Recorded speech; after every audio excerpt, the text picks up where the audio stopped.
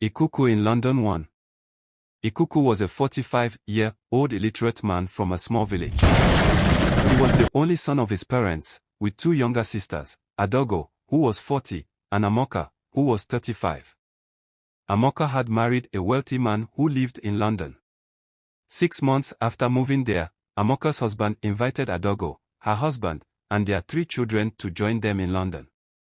They all lived happily together, but they knew their family wasn't complete without Ikuku. Despite their efforts to help him, Ikuku squandered the money his in-laws and sisters sent him, lazing about the village. Finally, they decided to invite him to London. On the morning Ikuku was supposed to get his passport, he overslept. It was Afam, a village corps member whom Amoka and her husband had sent, who woke him up after knocking on the door for over 15 minutes. When Ikuku learned the reason for Afam's visit, he was thrilled. He quickly dressed, and they headed to the immigration center, arriving an hour late.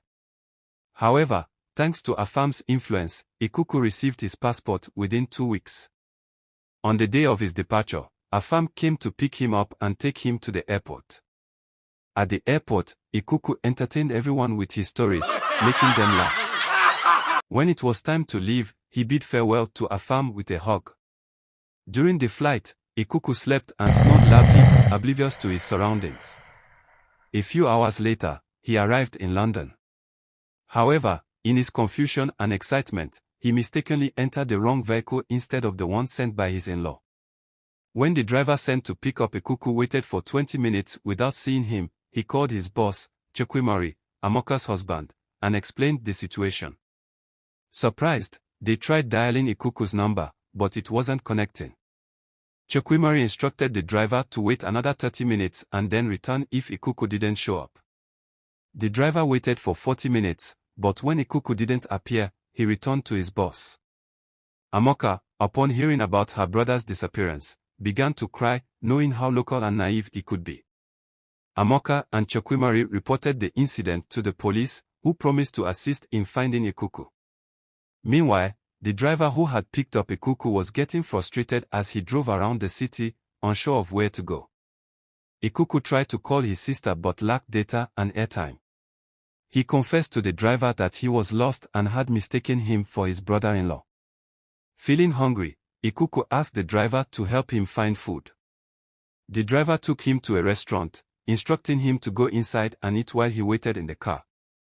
Inside the restaurant, Ikuku sat down, and when the waiter showed him the menu, he requested fufu.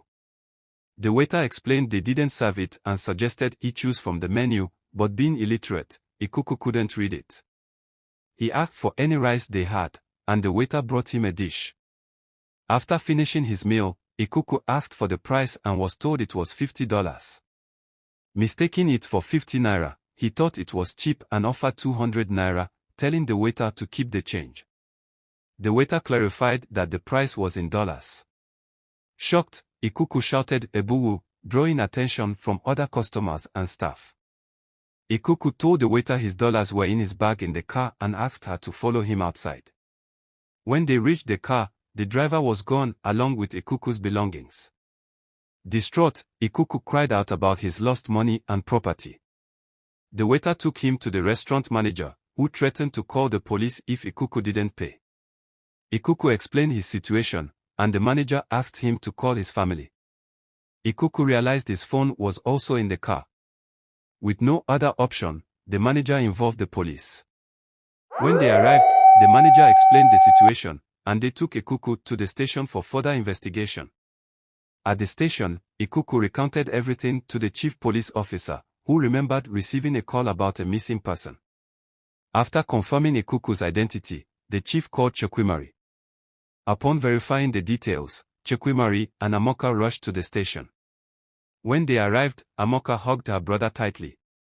The police explained the restaurant incident, and Chukwumari paid $100 to the police, twice the amount owed. Grateful, they thanked the police and left together, relieved to have found Ikuku. The end. Watch out for 2. Please subscribe, like and share.